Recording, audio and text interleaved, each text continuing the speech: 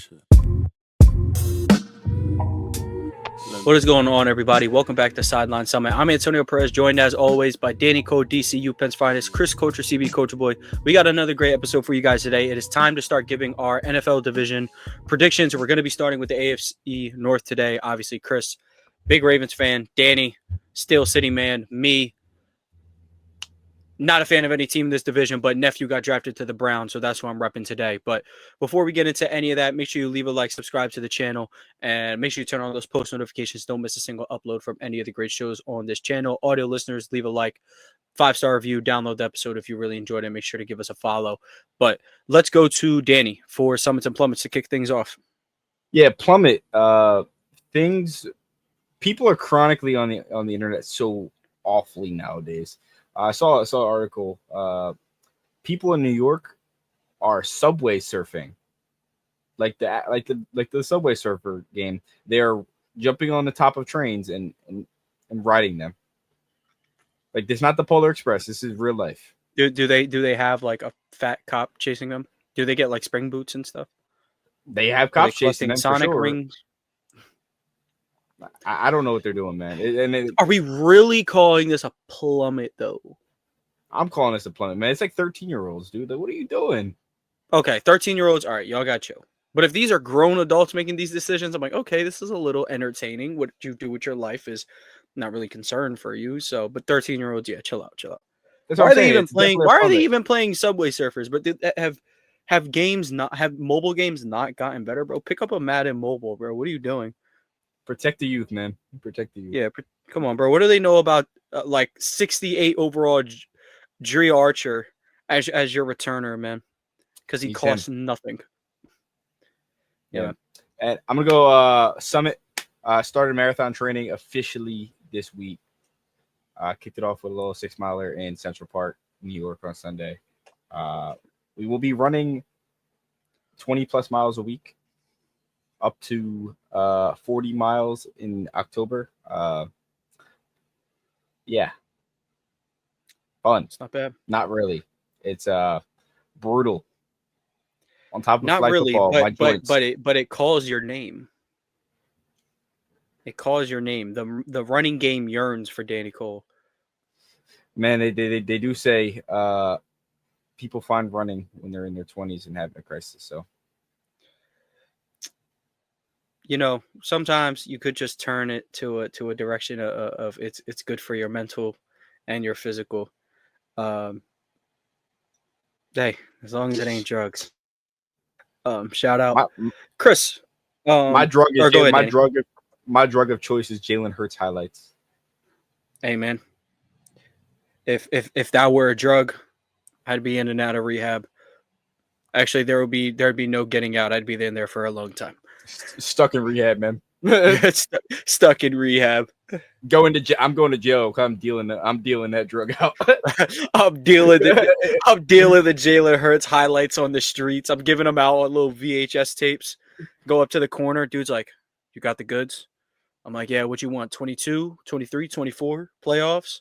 Well, let me get college, a little bit of that. Yo, I got the good stuff. I got the college football. He said, yeah, I got that 2017 SEC Freshman Player of the Year tape.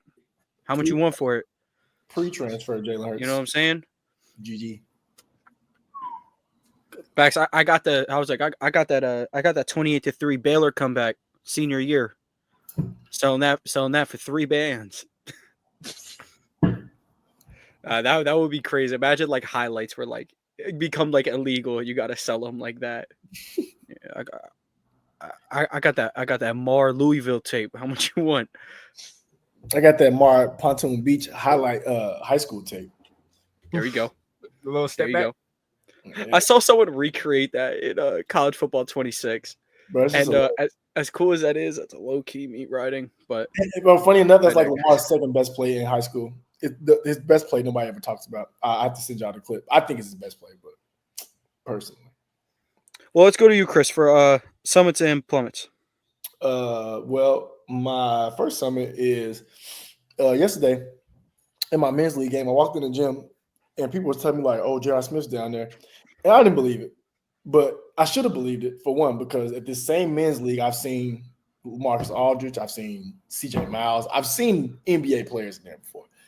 I'm like, I don't believe it. Because people know I love J.R. Smith. I talk about J.R. Smith, not all the time, but like often. He's one of my favorite non-superstars ever. So I go walk to the third court. Well, it's actually the first court. I was on the third court. I walk down there, and I see him like backpedaling, so I can't see his face yet, but I know how his hair looks. I know he has like dreads now. He turned around, I'm like, that really is J.R. Smith. That's exactly what it is. And then I walk back over there. I was like, oh, so y'all not lying. Summit is, we won our game yesterday. They lost. So that's my first Summit, and we played him in 2 weeks. And since I'm the youngest person on my team, I know for a fact I'm going to have to guard him if he's there. I know he has a life outside of going to men's leagues and Mondays. But I found out he does live in Dallas in the offseason. I mean, like, not offseason, but I know he lives in Dallas now. So he might actually be there in 2 weeks when we play. So I'm looking forward to that if it does happen. But the rest of their team is actually really, really good too. So I'm looking forward to that. So that's my Summit, getting to see J.R. Smith in action yesterday. No. You're going to say I crossed and scored on J.R. Smith. That's in 2 weeks. So I look at it like this. If he gives me 50 points and I score 20, it cancels out. Because my 20 against India cancels out. Like 60. It's like 60. So yeah, to be honest, you win that. If you get 20 on him, you win that matchup. That's what I'm saying. If I get 20 and he gets 50 or 60, I mean, nobody's going to remember his 60. He's done that before at a higher level. But I remember my 20 if it does happen. So in 2 weeks, I'll let y'all know. So Summers and Plummets. Any chance the Summit boys can get a live stream of this game? Bro, I'm having Freddie come to the game. So if she does come, which I hope she does, I'm gonna have her like do the whole thing on Instagram live, like so I can record it and everything too. So I definitely gonna have her come. I wish she would have came yesterday. I had my best game this whole like run. I had like 30-something points yesterday. I was going off, but she wasn't there. So yeah. So what you really need to do is you need to line J.R. Smith up, and every time you give him a bucket, let him know that was for Bron. Yeah, but it's so. Let him know. I don't care how cool him and Bron are. Still, I'm not cool with you. Also, let him know that 6th man of the year, ship that down to Houston. That's Jeff Green's. No, we will not. We will keep. Yes, we will, bro. Yes, my boy Yayar, he's keeping it. The man had open heart surgery, and he's still playing, bro. That's low key amazing. That is so crazy. You know what's crazy?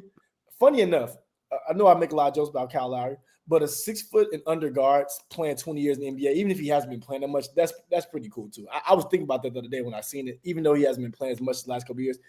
Him sticking around for 20 years as clearly under 6 feet, that was pretty cool. So shout out to Kyle. But truth be told, he really didn't get it really going until like year 9. Like really late. Yeah, like first year before Toronto, maybe, because before that he was just labeled as like a hothead. Yeah, and he was kind of uncoachable. Decent in Memphis, but like never really got like off for real. Then Houston kind of got off. Then like you said, Toronto really took off. Yeah, Toronto. That's when he kind of shifted, became like the leader that he like how do I put this in terms of like a leader and like a guy sticking around. It's like if no one cared about Chris Paul, it's kind of like that. Or Rondo, like towards the end of Rondo's career, he's more so just like floor generaling and like just being a vocal leader, less scoring and stuff. Imagine it if Kemba Walker had leadership. Kemba got leadership, but he couldn't stick around because like he became a cone. He didn't have the realized ability of that. He can't be a 20-point scorer anymore. That was his problem. He never wanted. Yeah, and that was like his thing. Never wanted to give up. And Nick Nurse won't see the pearly gates for it. Don't worry. Yeah, don't worry about it. I'll be up there voting. I'll get my second. Oh yeah, go ahead. Just before I get the yapping, because I hate Kyle Lowry, but I was going to show him some love, and it was so crazy. I couldn't fathom that coming out of my mouth, so I had to stop. I have secured tickets to go see Jaden Daniels versus the Cowboys here in October. I'm happy about that. Really be happy about that. My girlfriend's trying to pick between if she's going to be Falcons fan still because she likes Kirk Cousins. I told y'all that, but she watched quarterback and she's been a Kirk Cousins fan ever since the first round of quarterback, and she's been watching it now, so she's reinvigorated her fandom. But I told her if you want to get to a new team, the Commanders wouldn't be a bad start, and she does like Jane Daniels, but she likes Deebo Samuel more than Jane Daniels. But I told her Deebo Samuel, bro. She receiver. She watched receiver the first round of receiver. Deebo was good in receiver. Deebo, and she was like, "Oh, Deebo's cool," so she likes Deebo now. But lucky for me, I don't care less. At least we get to go to the game, and my first time going to see a game in the Cowboys' newish stadium, so I haven't been like there for a game. So I'm excited about that. So I'm looking forward to it. It's in October. Yeah. I'm getting a Jaden Daniels jersey too before I go.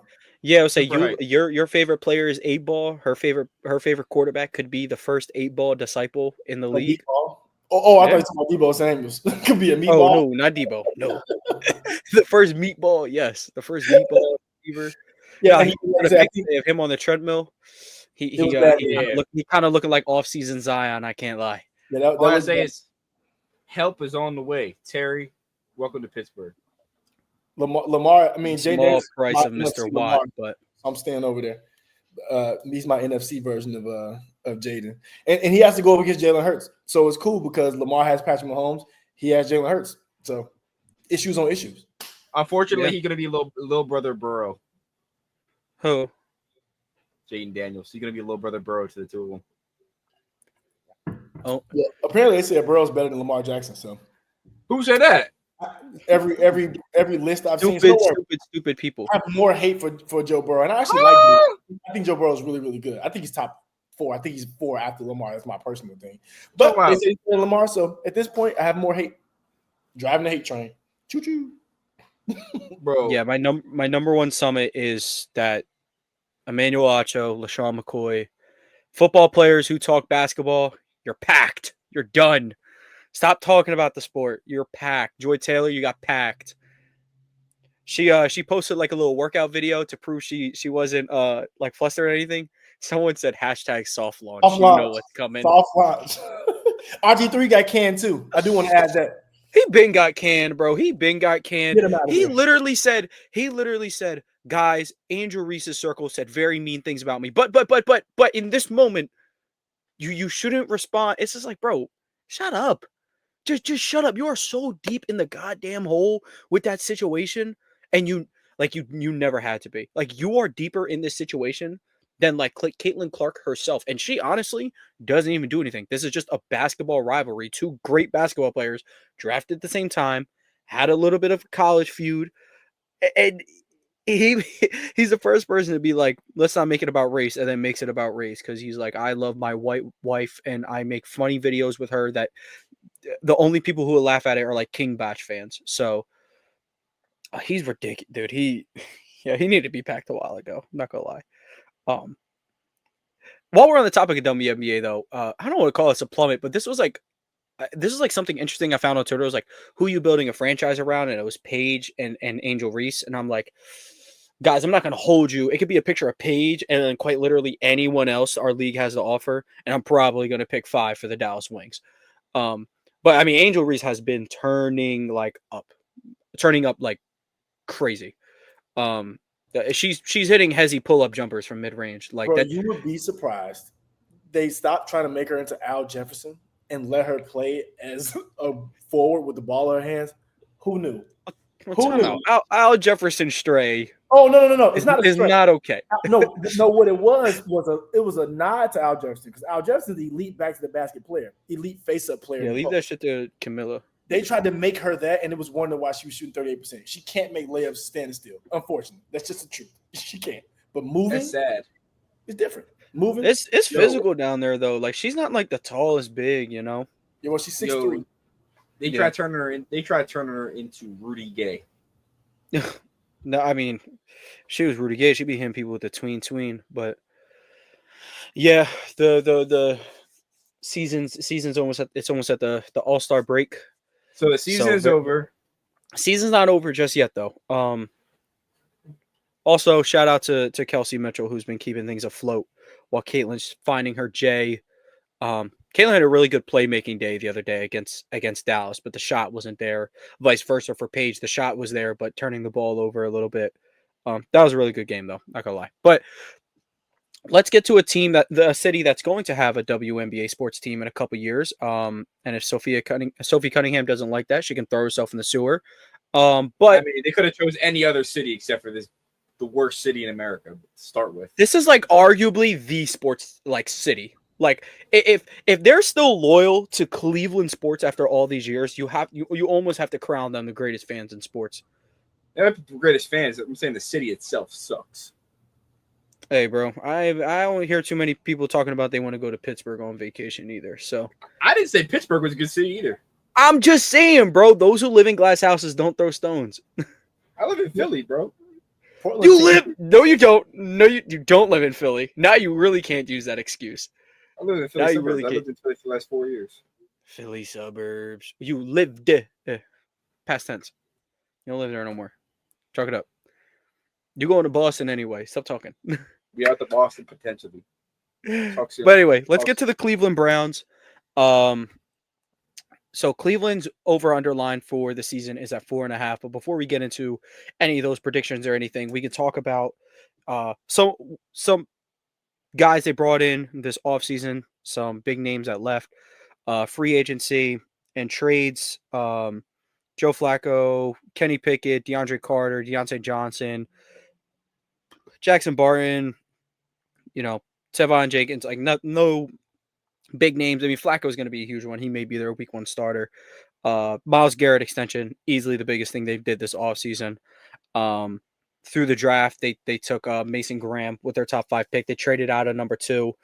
So yeah, let's talk about the Cleveland Browns. I guess the first thing we got to start with is if they have the goofiest quarterback room in the league, and who would you guys like to see as the week 1 starter? When do you think we'll see Shador Sanders / Dylan Gabriel?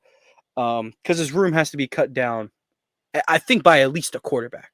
So we got Flacco, we got Pickett, we have Shador Sanders, and we have Dylan Gabriel. So who do you guys think is going to be the week 1 starter, and who's going to start the most games for this group? I think Flacco ends up being a week 1 starter just because he's the vet. And you have so many young guys behind him. So I think he starts week 1. I think Pickett ends up being the odd man out because you did use 2 draft picks on Gabriel and Shador, even though the Shador pick was later. I think Pickett ends up being the odd one out. But I'd say, and this could be just me wishful thinking, I think Shador maybe starts the most games just because I think he's mature, obviously, in football especially. And I think he's shown he can produce in each spot he's been in. So I think Shador ends up being like the quote-unquote underdog story, even though he was mocked to go way higher than he went. So I go with Shador. I just don't think Dylan Gabriel is ready to be an NFL quarterback yet. Not saying he isn't, but I just from what I saw in college, I don't know if he's ready to be that. And I think Shador can be Flacco-esque and just give the ball to the people who should have it, like not try to do too much. And I think Dylan Gabriel's game is a little more predicated on how athletic he is and the things he can do. So I'd say Flacco into Shador. That would be my guess. What do you think, Danny? To me, I think Flacco's also the week 1 starter. And what's interesting enough, I think you look at skill sets. Flacco's the vet. He's almost a lock to not get cut. And then you get a unique skill set in the Flyer and Shador Sanders. But then when it comes to like the skill sets between Shador being a pocket passer, not really creating, just kind of playing in front of what's in front of him. He's not like the greatest creator, whereas Gabriel might be able to get out in space and run. Probably the best out of all the 4 in the group. I think that the group comes down to Shador Sanders versus Kenny Pickett, as funny as it is, who they're going to cut. And look, Kenny's technically a vet. I don't. LaMelo Ball is a vet too, so take that for what you will. So I don't think he's really a vet. He's on his 3rd team and within his rookie contract. Interesting enough, I think we could potentially see Shador Sanders cut, but I think it's Kenny Pickett. I think from what I've seen out of Browns minicamp, OTAs, things like that, I mean, we've seen teams not sign 2nd-round picks. We've seen those type of guys get cut. We've seen 1st-round picks get cut midway through their rookie year. If you can't play, you can't play. Now, my thing is Shador fell, and it was allegedly the way he was acting in team interviews. But just I've never seen someone be so accepted by their team, yet he was horrible in these interviews. Like I think he was mic'd up for a practice. He's talking it up with Joe Flacco. Joe Flacco's giving him Porters. David Njoku's a big fan of him. He's getting people to take team pictures with him, doing his little celebration. So, look, I mean, draft position wise, yeah, he could be on the verge with Pickett on who gets cut. But I think if we're talking quarterback talent, Flacco's going to be the week 1 starter. I don't think there's necessarily a time you have to pull him. I think he might end up logging the most games started, but I think they might turn to Shador later in the year, kind of like what the Saints did with Rattler. And it's like, you know what, you got some talent. Let's see what you got. It's just the thing with Rattler, or the thing with Shador is he's arguably a first-round talent who got taken on day 3 for odd reasons. I could see Gabriel being cut, entirely honest. It could just be not necessarily a lack of talent. One, I don't know what he's listed at, 5'10", maybe. I'd be shocked if he was over 5'8". Second is the adjustment from that Oregon style offense to what he's going to have to do in Cleveland could be a little rough. It is just my opinion. Or they like both their rookies and they cut Kenny Pickett, and there's really no harm in doing so, to be entirely honest. So Kenny Pickett's 2 chances to prove that he was an NFL quarterback last year. He sold the game against the well, to be honest, he almost actually beat the Commanders, but there were plays in there that he wished he could have back, and then the other was the Cowboys, and the Cowboys weren't good last year. So that's just me. I think Flacco will start the most games. I do anticipate seeing Shador Sanders though, and I think Kenny Pickett will probably I think Dylan Gabriel will probably be the odd man out. Let's talk about these over/under lines. So they're at 4.5. The defense still has plenty of juice, obviously, and they have Jim Schwartz, so they're going to be able to get crafty with Graham and Garrett. Obviously, I'm gonna look more. Yeah, and then they got Schlesinger at linebacker, who I think is a straight bat out of hell, perfect for Jim Schwartz defense, a guy who wants to, really get after the quarterback. I don't think Judkins is playing, so He's going to jail. yeah, him and Rugby, him and Ruggs, all jail team. They got Harold Fannin Jr. I'm very excited that at least that's an offense thing. But yeah, as for their defense, they could still be one of the league's best. The offense, though, it's definitely a lot to be desired, if we're being entirely honest. Even though Judy had a pretty breakout year for the offense, so maybe that'll help. But let's talk about it. 4.5 over under for the Cleveland Browns. Danny, let's start with you. I look at their schedule and it's hard to find 4 wins, but I'm going to say under. I think they win 4 games. I think they can scrape 4. 4.5 seems like a lot for a team that has 5 guys they're considering a quarterback because Deshaun Watson comes back at some point. Yeah, I just don't know. Their quarterback situation is not the best. To be honest, their defense outside of Myles Garrett is still very weak. Denzel Ward is notably concussion man at this point of his career. Chris Olave has something to say about that. Yeah, it's defensive Chris Olave for sure, and they both went to Ohio State, so shout out them. Yeah, it's like they're. I think the Browns are a scrappy team, might scrap by and win 4 or 5 games, but I think the line's set perfectly. This team's not good, and it seems like they're experimenting. They just signed Deontay Johnson. That should tell you all you need to know about the Cleveland Browns. Steelers legend, mouth. Steelers Ravens legend. Man, he's certainly a Ravens legend. He said, "I'm not playing. I'm not going on the field." Yeah, that was crazy. Get him out of my city, dude. Get him out of my city. Chris, what do you think for the Browns? 4.5 over under on that win total. I want to say under so bad because I don't see I think I'm more with Danny on them winning 4 games, but something's telling me, dude, they find a way to win 5 games. It's like 4 or 5, right? I'm always wrong on this, dude. It's a pretty decent line for a bad team. Win 3 and watch they win 6 some random house. So I'm gonna say over. Just because the team with a lot of controversy, I feel like in the NFL especially, it's a lot of people with stuff to prove. So everybody goes out there playing hard regardless when they get their time.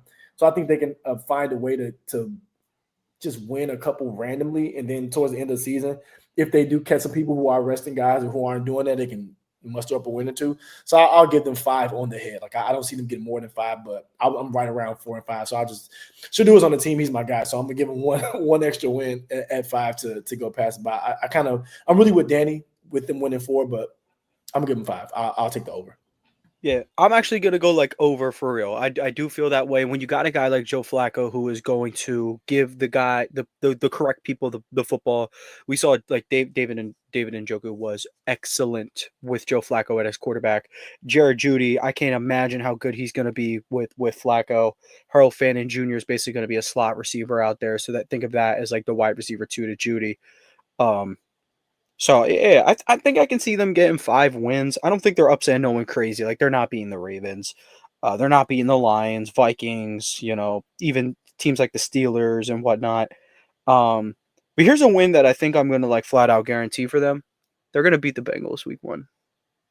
That's what I'm feeling. Flacco's going to go out there and absolutely duke it out with Joe Burrow. And if it comes down to defense, I will take Myles Garrett with one hand behind his back over the entire city of Cincinnati. So free Trey Henderson, by the way. Yeah, he needs his bread. I'm not gonna hold you. You don't lead the league. You don't lead the National Football League in sacks, and just don't get your dough. That's not right. Send him to the Eagles. I kind of disagree partially. He's subpar in the run game, and he's aging. He should get paid, but the dollar he's requesting might not be worth it, considering how he's going to age with the contract. Same, all that hypothetical nonsense. How will he age? Look what I just did. Look at like the proof in the pudding of what I just did versus these other top dollar dudes. I outplayed these dudes. So I don't know. That's just me. But yeah, I got him for 5. Y'all got him for the under, or Chris got him for the 5 because nephew's there. But let's move to said Cincinnati Bengals. Cincinnati, let's look at they obviously extend Jamar Chase, extend T. Higgins, give Mike Gesicki a new deal. So 3 big offensive weapons for them on the comeback, which is huge. Defensively, they re-sign Asai, they re-sign Cam Sample, re-sign BJ Hill, TJ Slayton gets a 2-year deal. Oren Brooks gets a contract. My guy, admittedly. Don't know how much he'll be. Don't know how good he'll be in no, he'll probably stay Will. Never mind. Let me not say that. And then they re-sign Marco Wilson. I think there are 0 questions about their offense. Top 5 quarterback to most people. Top 2 receiver. Top 1 to some people. And one of the best wide receiver 2s in the world. The best wide receiver 2 in the world to some people. 0 questions. Your faves. Like they're so unbelievably good, you forget their offensive line is garbage. You entirely forget because they're going to drop 30 regardless. Defenses are concerned here. They were one of the worst defenses in the league last year. 21st, basically bottom 10 and basically every category you can think of defensively. What do you guys expect for the Bengals this year? Because again, it could be very similar to last year. They could get a couple more breaks. Like how do you guys see Cincinnati playing out this year? Yeah, I'm going to tell you and start here. The Cincinnati Bengals wins last year. I'm going to list them off. The Carolina Panthers, the New York Football Giants. Bryce Young's a demon, so. This is September before, I think it was against Andy Buffalo. Dalton, I believe. My bad. Against Andy Dalton in September. Bengals legend, by the way. My point. Cowboys legend. The Giants, the Raiders, the Cowboys against Cooper Rush. Respect. The Titans against Mason Rudolph. The Browns against in December. I don't know who even was playing quarterback for them. Gameo. I'm a Jameson Winston. Not good. A good win against the Broncos in overtime. I'll give them that. And then a win against the Steelers in the last week of the season. This team legitimately did not have a good win last year. And they had ugly losses. But I will say, they were like 2 or 3 plays away from having like 3 more wins, which I know we can say that about everybody, but the Ravens lost. The Chiefs game? And the Ravens lost. The Ravens lost where just go ahead. 1-7, I want to say. I was like, dang, they could have won that one too. They were like 2 or 3 plays away from having like 3 or 4 more wins. It was crazy. See, they automatically deserve one of those Ravens losses because they lost to the Patriots week 1. They lost to the Patriots. They lost to Jacoby. You didn't even lose to Drake May. You lost to Jacoby Brissett. It's ridiculous. Yeah, you know what's crazy? Burrow put up 10 points. Jamar Chase was complaining about getting paid. Didn't get paid. And he put up 60 yards, like empty yards, Triple crown, essentially. Triple crown, right? Light work for the guy. No, but he was putting up empty yards in week 1 against Christian Gonzalez, like in almost like. Well, the Gonzalez guy is a good player. We can't be too mad. We can't be too mad. But no, the Cincinnati Bengals are a unique team because all that being said, I said they still pose a natural threat because their offense is that high tier. Andre Yosivas broke out last year in the absence of T. Higgins in parts of the season. Where you see them lacking is obviously their secondary and then their D-line outside of guys like Henderson. And they did not address that correctly this offseason. So I think they win 7-8 games. I don't see this team continuing to get better. And it's unfortunate for Joe Burrow because he could slowly turn to Andrew Luck. Yeah, that's very much possible. And you're kind of like, you're a decent margin, I'd say, under their total, which I didn't say to them yet. I told y'all before the show, but it's a 9.5. I'm under as well. I'm thinking like maybe like 7 wins. The defense didn't make the proper improvements. I really do like Shamar Stewart. He was a beast at Texas A&M. Love him. But you can't try to finesse a youngin out of millions. These kids are smart. You're taking them out of college. Remember, they had to get accepted. So yeah, I don't like how they necessarily address their defense. I think Oren Burks will be huge. Specifically for their linebacker coverage. Like, he was really good when the Eagles needed him to be. They cut their best linebacker, though. They cut Jermaine Pratt. Well, here comes Oren Burks, Super Bowl champion. Guy who's in the background of Cooper DeJean's really cool end zone picture. So, yeah, I'm thinking 7 wins. I'm thinking another year of gaudy stats for Burrow, but it's not going to lead to wins. I'm not blaming him. That's not what we're getting at. But this defense, it's not going to have enough playmakers. It's not going to create enough havoc. The turnovers that Burrow and his team are going to need. I think it's highly unfortunate because I think Jamar Chase is, when he's healthy, he is as good as anybody in the sport. T. Higgins, I truly think T. Higgins is at his absolute best right now. I thought last year, even with missing time, his route running was better. His separation was gorgeous. Hands, probably the best in the league outside of Jefferson. And even the Yak was making a little bit of improvement. It ain't his thing, but T. Higgins, I'm just a huge fan. I honestly learned this morning. This is the first time he was on the NFL's top 100. I'm like, that's bullshit.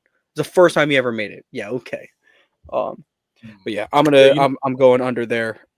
As much as I said they win 7-8 games, I think this team could easily win 12 if they get the right breaks. We talked about it like the way the last. I mean, they get the right breaks. They could go to the Super Bowl.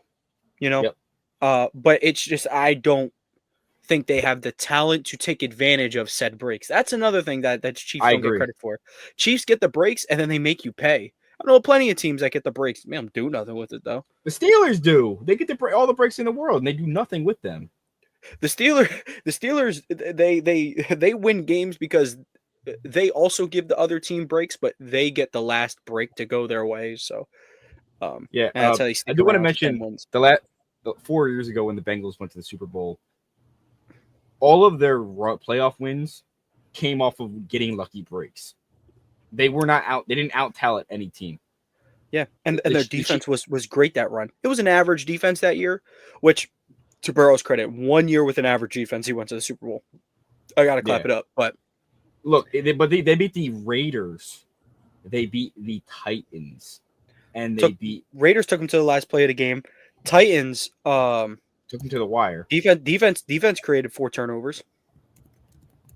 Chiefs, And then Andy Reid, clock management demon once again. So they blew the game. So the reality is they got all of the breaks in that playoff run. Can they consistently do that throughout a whole season? I don't think so. Just me. Reason they haven't been back since the Super Bowl. Yeah, low-key, I hope people let that go one day. Chris, over or under the Cincinnati Bengals 9.5 wins? I'm going under. I have them right at 9. I think Burrow and company, but I'm not saying Chase and Higgins are company, but just saying Burrow's probably going to be the the talk of the town. I'd say they can get you 9 wins on offense just because they're that good, and I think they have the great chemistry, just them 3 alone. And I love my demon running back Chase Brown. So I do like the offense a lot, but I think to your point, Tom, I don't like the defense at all. I just don't think they have enough to compete every week with who they're going to have to go up against. So that's my only thing with them, but I have enough faith in them as a offense to get 9 wins. But also, kind of like Danny said, if things go right, if they win a couple of those games like they could have won last year, they could easily have 11 wins. So I'll give them 9 and go slightly under. Yeah, it's just my thing with the defense. Like games that here are games I'd quote consider what should be a layup or bad offenses. I'm not calling this a bad offense by any means. But we kind of just got to see it first. But like the Vikings, you're facing a rookie basically a rookie JJ McCarthy, first year starter JJ McCarthy. It's a good chance to get him rattled and whatnot. But I he could easily light them up. That could be his breakout game. That was Jade. They were literally Jaden Daniels coming out party when he put up 38 on them on Monday Night Football. You have the Jets, like Justin Fields has not been someone to like destroy you, put up 30 in a game, but like him and Garrett Wilson could easily go to work on this defense. Easily go to work. Justin Fields could destroy them with his legs. The Bears, I'm sure the Bears are going to be much better offensively this year, but if they are not, November 2nd, 2025 at 1 p.m., Caleb Williams is showing his name to the world. So that's kind of just where I stand with them. And the thing is this, can we not act like they're not susceptible to turn the ball over themselves? The Pittsburgh Steelers put 44 points on them. Russell Wilson had, 3 touchdowns or 4 touchdowns that game? He had 3 touchdowns, right? The defense had 2. Yeah, because I know I just said we forget how bad their offensive line is because everything's good, but the correct pass rushers will get there. And their run game is not that good. Chase Brown is a fine back. He's a very fine back. But the line doesn't make things very consistent for him. I'll say that. Chase Brown said, "Welcome back, young Austin Eckler." Before the hamstrings, before the galloping down the sidelines. But yeah, let's move on to Danny's Pittsburgh Steelers, where me and Danny have had very polarizing opinions on the Steelers, but I kind of see both visions, but we'll get into that. Obviously, biggest acquisition was Kenneth Gainwell on a 1-year, 1.7. They also traded for DK Metcalf, whatever. Signed Hatman to a 1-year deal, probably going to be his last year. Skoranek, Scotty Miller, Robert Woods. They signed just a bunch of Robert Woods at receiver. Jonnu Smith, though, was required in the trade with Jalen Ramsey, where they sent out Minka Fitzpatrick. Also picked up Darius Slay. Sean Elliott got a 2-year extension. Juan Thornhill was also signed to a 1-year deal. So basically big improvements on offense. Secondary got a lot of emphasis. But their biggest question is yet to be answered. Will they pay or trade TJ Watt? Danny, let's start with you. Let's talk about that. How, if would you rather pay or trade TJ Watt? And if you do choose to trade, what are you looking to necessarily get out of that to still stay competitive? Or so basically you're not looking to get worse in this trade. Like you don't just want picks. Like you're looking to get a player. So yeah. Yeah, so I think it's interesting. After the playoff run, you know what? We clipped this and put it on the page. I said the Steelers need to decide whether they're going all in, and if they go all in, they can keep TJ Watt and pay him, or if they're all out and you can trade TJ Watt and reset. Inherently, you can be not all in and keep Cam Hayward because he's like that Fletcher Cox type of guy for the Steelers. Yeah. Like he's like the Jason Kelsey. Fletcher Cox lives and breathes by the city, so he never get playing for another team. So I get that. TJ, on the other hand, is like the pivotal player. He has he's the equivalent of Kevin Durant getting traded in the NFL. So you're pretty solid. He has all of the value. He's at the back half of his prime, but he still is clearly putting up some of the best numbers. TJ Watt. He's TJ Watt, right? He is the best game closers you can get. When you push all your chips in the middle and you trade for DK Metcalf and you sign Aaron Rodgers and you trade for Jalen Ramsey and Jonnu Smith, you pay TJ Watt. And that's what it tells me. You have to keep your best players around. And from what I've heard in circles from Mark Coale, I think it seems like he's going to be at training camp and work something through. It just they're not agreed on the years and a dollar amount yet. And Cam Hayward likely comes off the books in a year or two anyway. So when he retires, because he's old as can be, so they have the ability to pay TJ and the cap goes up. Outside of that, they still are in search for a safety and another wide receiver. And that could be found with Justin Simmons. That could be found with Amari Cooper. That could be found with a lot of vets that are still in the market. And honestly, I think you prioritize paying TJ and then getting these vets on a 1 to 2 year minimum for guys like Simmons, for guys like I think Marcus Williams is still out there. Ravens legend, by the way. Saints legend. Stephon Diggs legend. So with that in mind, I think with the safety market available, with the receivers, few receivers that are still in the market, with the receiver group intact as it is already with Roman Wilson, with Calvin Austin, I think you're going to go big body, let Arthur Smith dial up some of these outside zone runs with DK and Jonnu and Frymouth and Washington and let them kind of run smash mouth football with a lot of bootleg play action. Let Aaron Rodgers, he thrives off of that play action. So it seems like, to me, the Steelers have built a almost prototypical Arthur Smith offense. If you look at the 2019 Titans, 2019-2020 Titans, or 2020-2021 Titans, when they played the Ravens in the playoffs and they beat them, it seems like the Steelers have tried to build that. You get Jonnu Smith, replica of himself at tight end, literally.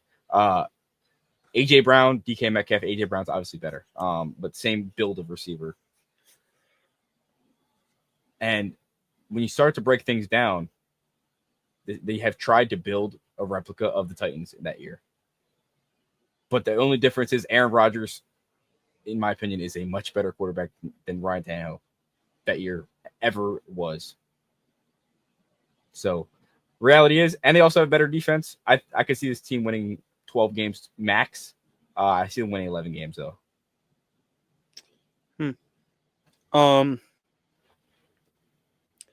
Chris, what do you think about the Steelers? What do you think about, the TJ situation? Do you agree that you should pay him? Do you think they should use him as leverage to maybe upgrade at wide receiver 2?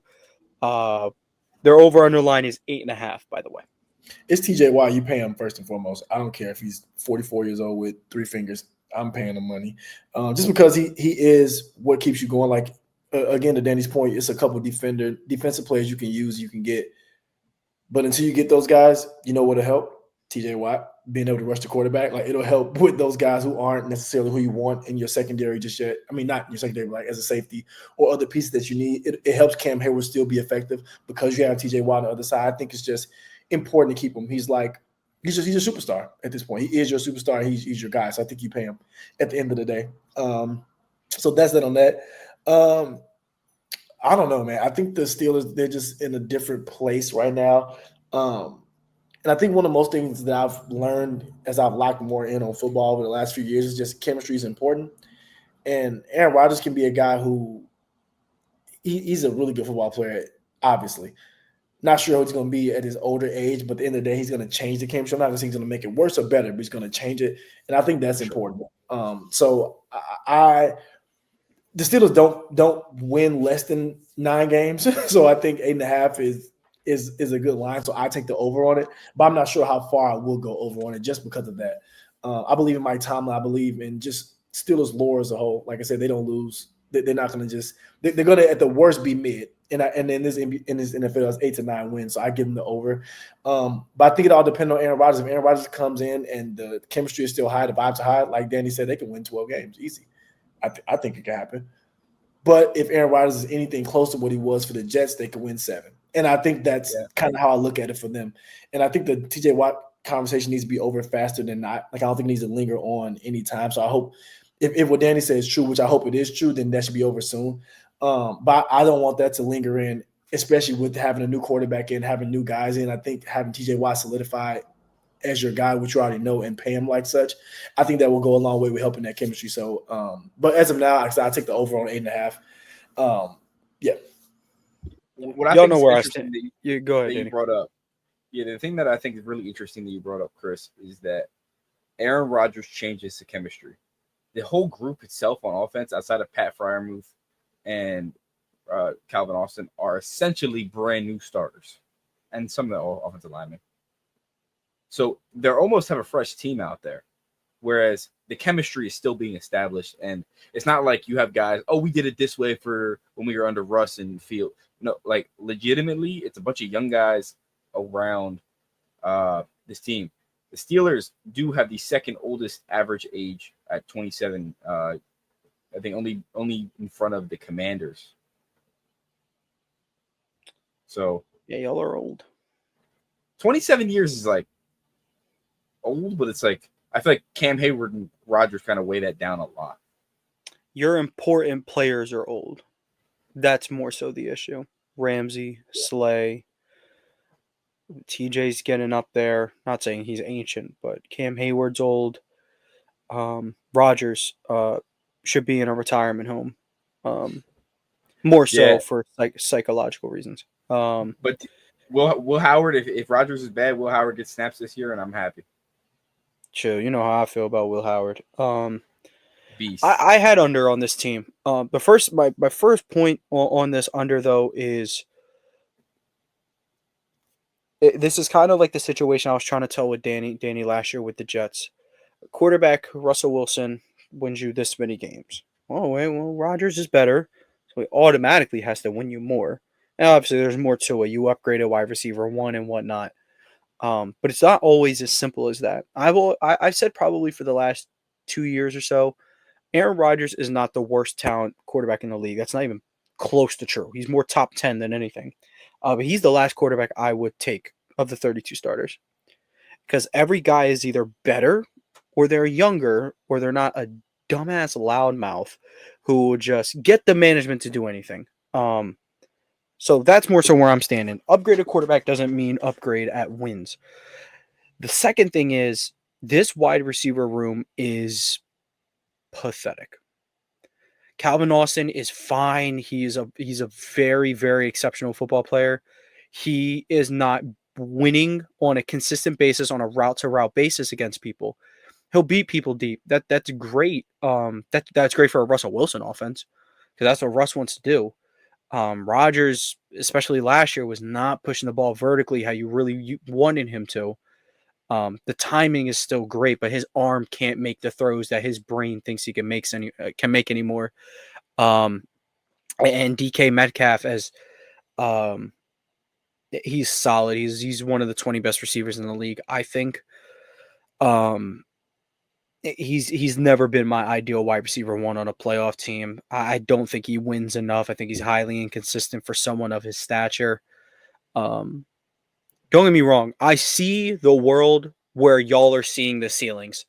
Defense is top 5. They're wreaking havoc. Run game's great. Jonnu Smith is practically a wide receiver too. When DK Metcalf has a little breakout, Rodgers looking like Packers Roger. That can all happen, and I could be absolutely wrong. But I'm gonna stand on the important guys are old. I don't think Rodgers is as big of an upgrade as you may think. He brings a different style, which is great because Russ was either check down or jump ball. Rodgers brings you a great in-between game, middle of the field that those shortest quarterbacks can't do. I'm just not fascinated by the age of this group, and I'm not fascinated by the wide receiver depth, I think is the correct word, because when you have like 8 Robert Woods in the room, it ain't good. But You know so what?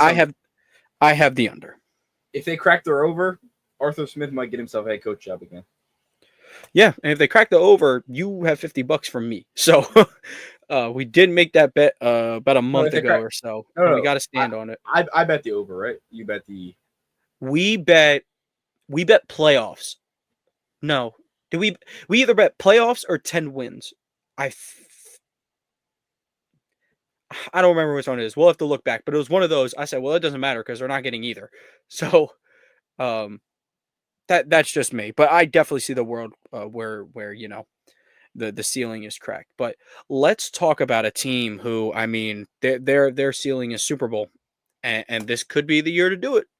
And if it ain't, certain dudes are out the door. The Baltimore Ravens over under is 11.5. Let me bring up their little acquisition list real quick. So the quarterback room gets an astounding player in Cooper Rush. Big because he's absolutely a perfect mimicry of Lamar Jackson. That's what you need. Derrick Henry gets a 2-year extension. Perfect. Rashad Bateman gets his 3-year extension. They bring in DeAndre Hopkins. What is the Baltimore Ravens without a wash receiver? Patrick Ricard gets a extension. Perfect. Ronnie Stanley gets resigns on a 3-year deal. They bring in Jair Alexander on practically a minimum. And then Justin Tucker goes to jail, or at least he should. But yeah, so 11.5 Baltimore Ravens. Actually wanted to start it on this one. I'm gonna go over. They have seemingly been the regular season kings. Not trying to like be derogatory about it, but like they kind of have everyone's number in the regular season because the run game is so dominant. Lamar Jackson has never looked better as a passer. I mean, he had 41 touchdowns last year, 4 interceptions. It's mind-boggling. Like there's no system that can make you do that. There's no Pretty quarterback-friendly system that can make you do that. Your quarterback just has to be good at throwing the damn ball, and that's what he is. And Zay Flowers has only looked better as the year's gone on. Isaiah Likely has only made this more of like a dynamic duo at tight end than he's a cool backup now. He's looked real good. DeAndre Hopkins is going to bring some very much needed experience to that room. I don't know how effective he'll be at his big age. He was tripping over his feet in the Super Bowl, so hopefully he can dial back the clock a little bit for this. But Derrick Henry will fall off when he shows me he's capable of falling off. Until then, I'm rocking with him until the wheels fall off. Lamar Jackson, it wouldn't shock me if he wins his 3rd MVP this year, and I'm mulling over maybe picking him, but that could be the boring choice. I expect everything out of this team. I mean, this is you have to get it done this year, or John Harbaugh might be out the door. And it's not even like you're a bad coach. It's just like something's got to give. We're not getting rid of Lamar Jackson. You're out of our mind. So give me 13 wins for the Ravens. That's where I think they're going to sit, resting that Week 18 game. That's probably where the 4th loss comes from. I expect them to steamroll the AFC. It's gonna be a good year for Baltimore. Don't know if I got them winning the Super Bowl yet. I'm mulling it over. I don't want to just be like they're due, but like if a team is due, it is them and the Bills. So, or the Chiefs could be like, we don't really care how due you are. So, time will tell. Give me the over. Let's swing to Chris though. You're Ravens, man. Yeah. I'm pretty much where everything you say is how I feel. I think I'm taking the over for sure because if one thing we're gonna do as a Raven, we're gonna be good in the regular season. Now playoffs, talk about playoffs. I have no idea what's gonna happen. We could be great, then we could be ass. It just happens. But I think to your point, this is the time to do it. There's not even that there was excuses before. Yes, Mark Andrews' hands turned to stone on a 2-point conversion. Yes, Zay Flowers missed the game. People forget that. A lot of people forget that. But those are still just excuses. Excuses are out the door now. My son Jair's in the building. We needed cornerback help. Brandon Stevens out the building. That's a W. Oh my right there. God, that's like Benjamin St. Juste being off the Commanders. That's a W for me. So I'm cool with that. I just think it's, and I think due is the wrong word, but I think it's they know they're due as a team. And I think if they love John Harbaugh like they say, and as it shows a little bit, then they'll go out there and prove it. And I think that's probably the biggest thing to me, because to Tone's point, if John Harbaugh doesn't win the Super Bowl this year, they're out. He's out. He's out. And I love John Harbaugh as a coach. He's my coach. I love him. But at some point, you got to look within. And it could be Lamar. It very well could be. I won't allow it, but it could be. I don't think it is. There's got to be somebody else. He's going to back up Jalen Hurts. I don't see why not. Yeah, Jalen Hurts would be a gadget quarterback. We'll talk later. Sure, my boy to Taysom Hill. But yeah, I just think it's time. I think the defense. I like Zach Orr. I think he did a really great job second half of the season, and they only got better, in my opinion, on defense. So I'm looking forward to the defense being a lot better. Looking forward to the offense picking up where they left off at. And I see them as a Super Bowl winner.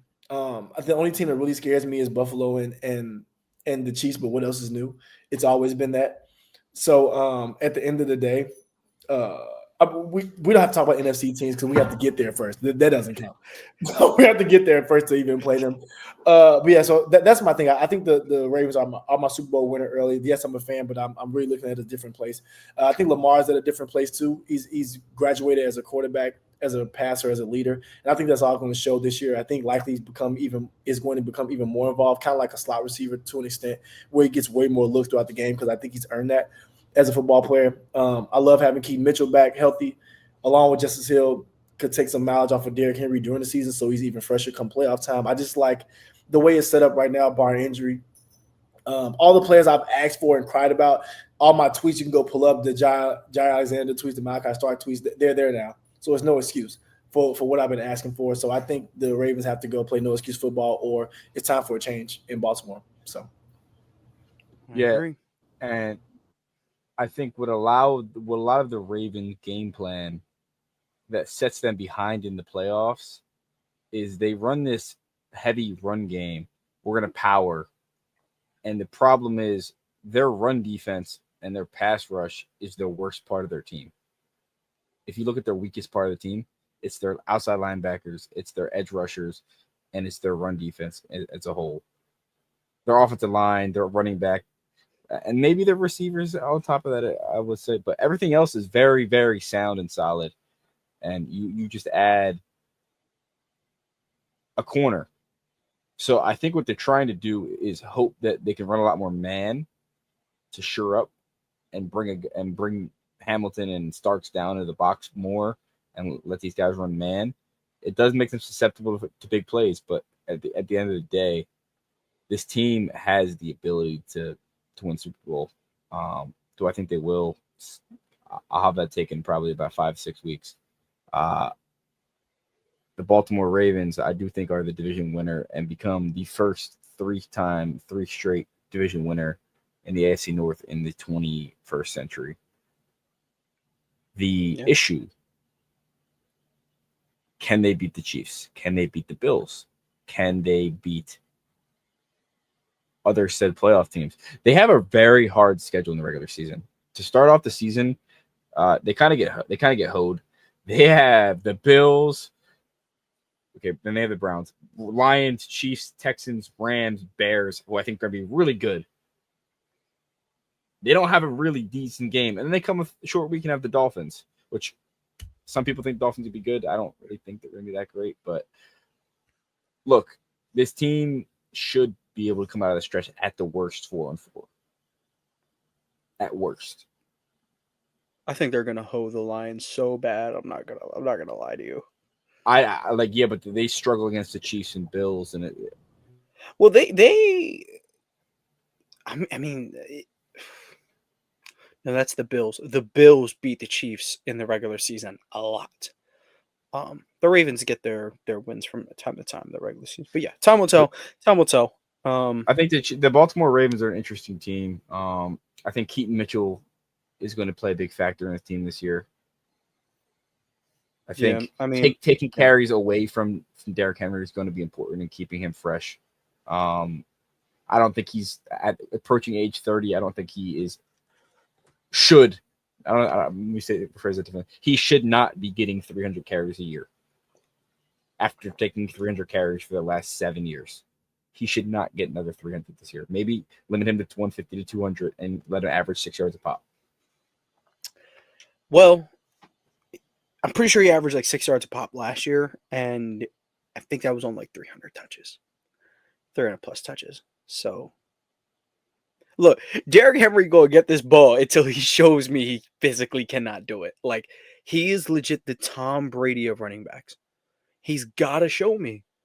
He's the first aging star to go to Baltimore and get better. Who does this?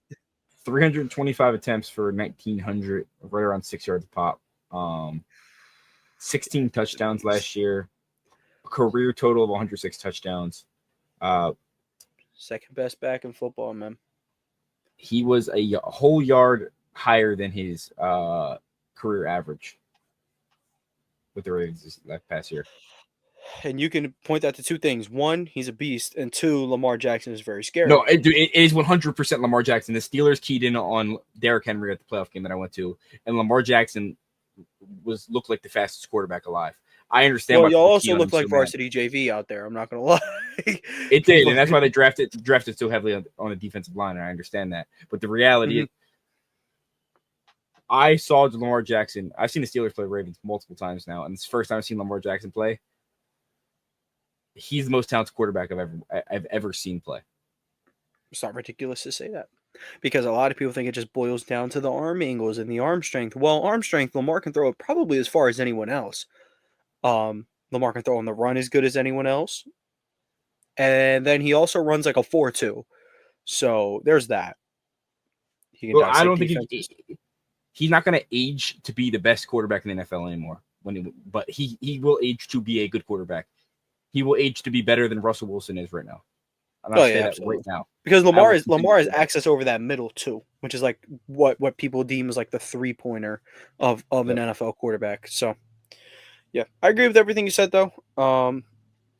Ravens Eagles Super Bowl would be very fun.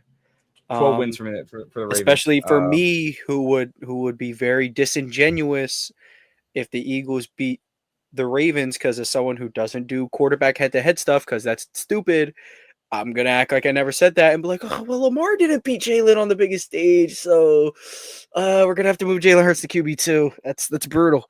No, let's move to QB1. Let's move him to QB1, because he beat Mahomes too. Yeah. And clearly quarterbacks just play one-on-one, so. Yeah, and defense doesn't even exist. It's so weird when they be like, who is Roquan Smith? They're like, well, Josh Allen beat Joe Burrow and I'm like, did he beat Joe Burrow or did he beat Geno Stone? Which one was it? Because I don't know. Oh my God. I mean, might as well be Joe Burrow if it was Geno Stone, but it was. Call me crazy, but the Patriots going to beat the Ravens in December. Ravens going to take it easy on them for a week right before Christmas. Drake May's going to May coming out party. Let's go. No, we know better than that. We know better than that nonsense. Taking it easy on No. Not about taking it easy, bro. I'm telling you, Mike Vrabel has the Ravens number, and Drake May making the playoffs year 2. Mike Vrabel taking him to the playoffs year 1. I don't know about that. You said we'll talk about the AFC. What you meant to say was Caleb Williams and Ben Johnson. You meant to switch that. Caleb Williams year coming up. How about both of them? Possible. Very possible. Sure. All the second-year quarterbacks are going to be absolutely phenomenal. Why not? Drake May MVP season on the way. Him and Bryce Young are the two going to break out. I definitely and this because I don't know what it is, but I feel like with Daniels and Williams, they're about to have like the moment that like Clark and Reese are having. So like Daniels clearly had the better rookie year, but the second year. So Clark had the better rookie year, but like Reese is for sure having the better second year. I think it's going to happen for Caleb. I think he's going to even the odds, and I think he's going to level up. But let me not, I'm projecting and whatnot. So, but that's everything from us. So we have all 3 over on the Ravens. I assume we all think they're winning the division. The Steelers will be coming in second. I still have them second in the division, even though I have them only winning 7 games. But I think they're better than the Bengals. They're better than the Browns. Bengals, we all have the under because 9.5 is just egregious. And then Browns, me and Chris are flirting with that over, and then Danny has the under, and they'll be last in the division. But thank you guys for tuning in. Again, if you're watching this on YouTube, leave a like, subscribe to the channel, turn on those post notifications so you don't miss a single upload from this channel. If you're watching this on audio, leave a like, 5-star review, download the episode, anything to push that algorithm for us. We really appreciate it. From AP New Freezer, Culture by Migos, DC Comics. Thank you guys for tuning in, and we'll catch you guys next week.